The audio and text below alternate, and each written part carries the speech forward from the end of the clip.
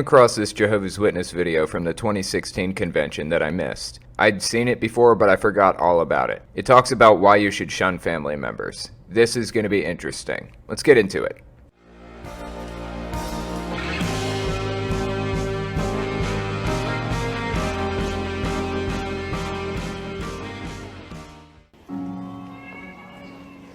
Looking back, my parents tried hard to do the right thing. To do things Jehovah's way. Whoa. Since when is Jehovah's way the right way? That's a pretty bold statement there. Here are a few things that aren't the right way, but are Jehovah's way.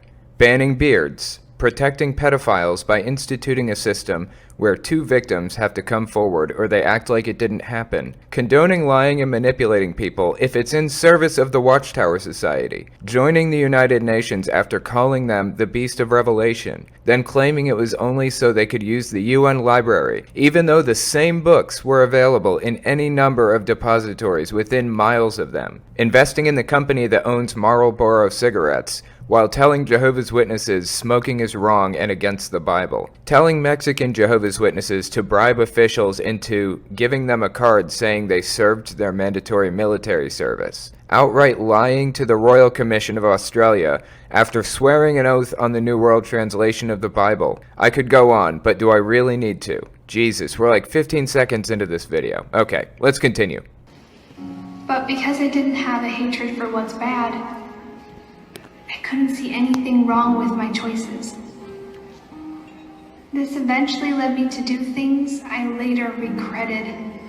Regretted what? Having a relationship with somebody outside of the organization? What's wrong with that? Okay, I understand. They're implying she f***ed some dude. Who cares? What is wrong with that? As long as they're safe, why does it matter? I feel like it's just a technique to control people even further. And it wouldn't have mattered if they hadn't done anything. Having a relationship with him at all was bad in their eyes. I ended up getting disfellowshipped. Sonia Erickson has been disfellowshipped. It crushed my whole family.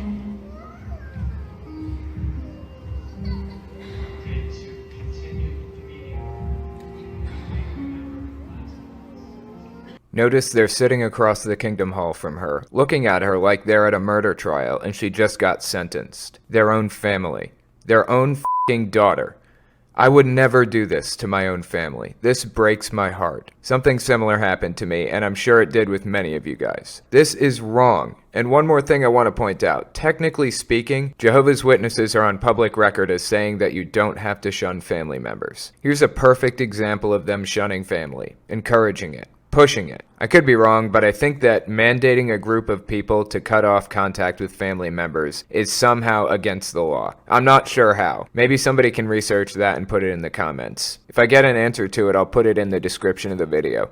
Later, my father explained to me that I couldn't remain in the home because I refused to change my lifestyle. He told me I was having a negative effect on my younger brother and sister. And I'm out of the house.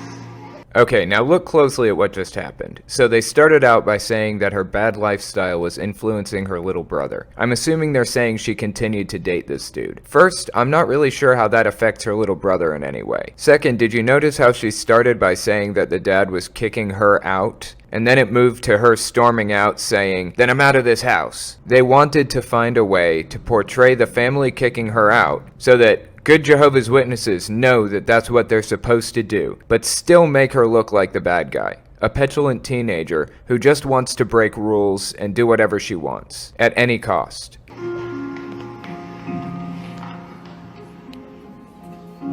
I was determined to do what I wanted. When I left home that day, all I could think about was Eric.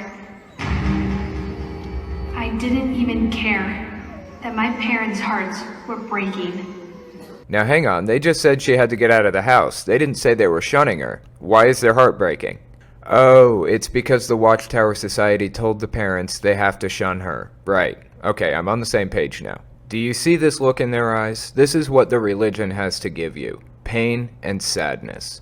If you're looking for happiness, you'll find it in short supply.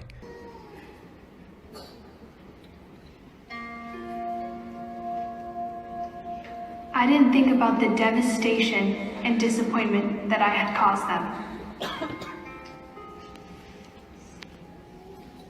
blamed my parents for my situation. I even blamed Jehovah. Well, there's your problem. You should be placing blame where it belongs, on the Watchtower Society. She didn't cause her parents any pain. The Watchtower Society did, with their mandated shunning policies. The name of that organization drips off my tongue like a sickness, like a disease infecting everything it touches. Tearing a path through people's lives and overturning the game board when somebody leaves like a petulant child who has no hope of winning. Except this child has real power in people's lives and wields it like a weapon.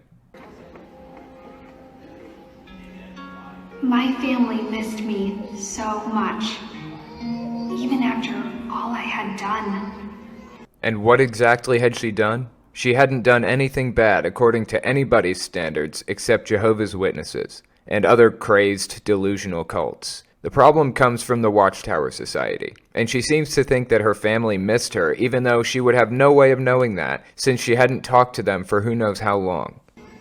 What helped them to remain loyal to Jehovah for the many years I was disfellowshipped? It was the Bible account of Aaron.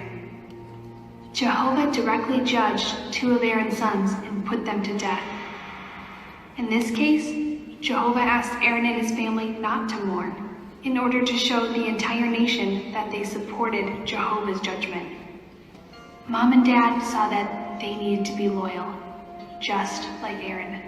Okay, so she's saying that Jehovah's Witnesses should view disfellowshipped people as dead, and they shouldn't mourn for them because they should be showing that they support the Watchtower Society, Jehovah's decision. At Total Tools, we won't be beaten on low prices. With all the top brands like Makita, Milwaukee, DeWalt, Bosch, Paslode, Syncrope, Sutton, Stanley, Detroit, Michigan, and more, we're the experts in tools for tradies. If you've got the job, we've got the tool. With access to over 60,000 tools for tradies, our low prices will not be beaten. Total Tools, low prices on every tool, for every trade, guaranteed. They loved me and wanted me to come back to Jehovah. I tried to contact them. I just wanted to talk and to hear their voice. I missed being with my family. And they thought about reaching out to me. But they knew that if they had associated with me, even a little, just to check on me, that small dose of association might have satisfied me. Oh, that's interesting. So what the Watchtower Society is saying here is that they're trying to coerce people to come back by tearing their families apart. They don't care if the members think it's true or not. They just want them in the organization. It could have made me think that there was no need to return to Jehovah.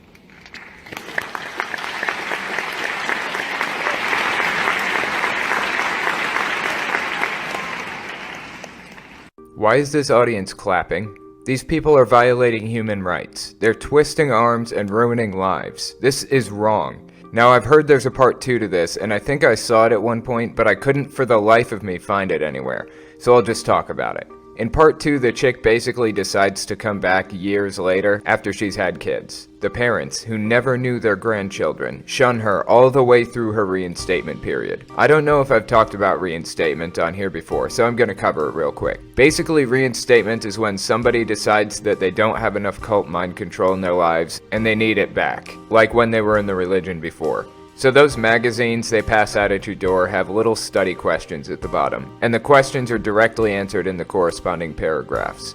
They're dictating the answers to you. During the Sunday meetings, they have somebody read the paragraph, then ask the question, and then the audience raises their hand and answers the question. Basically verbatim from the paragraph. Sometimes they'll throw in a little personal story or sentiment. Anyways, when you're trying to get reinstated, you have to study the magazines as though you were going to answer, even though you're not allowed to. You have to underline the answers in the magazines and show it to the elders as proof that you're trying to get reinstated. You also have to come to every single meeting, all the while being shunned by childhood friends and family. And eventually, the elders will ask you to write a letter explaining why you think you deserve to be a part of God's organization again. So how long does it take? Well, my brother tried to get reinstated once. He went for well over a year before finally giving up. He wrote 3 letters to the elders and they kept denying him. In hindsight, I'm so glad he kept getting denied because who knows if he ever would have gotten out the second time. Anyways, that's all I've got for you now. Before you go, I wanted to mention something kind of interesting.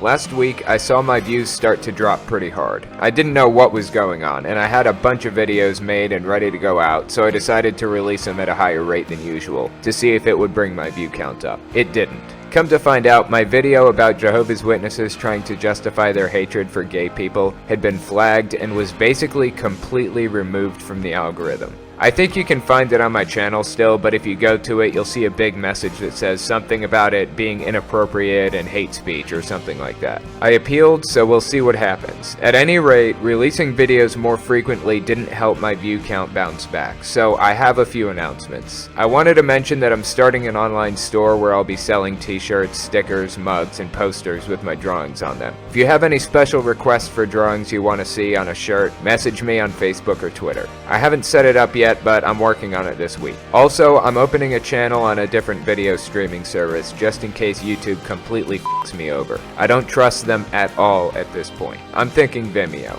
Anyways, I'll put a link on the video here when I end up doing all that stuff. And also, thanks for watching. I really appreciate your support. Follow me on Facebook and Twitter. I'm really not hard to get a hold of. Send me a message.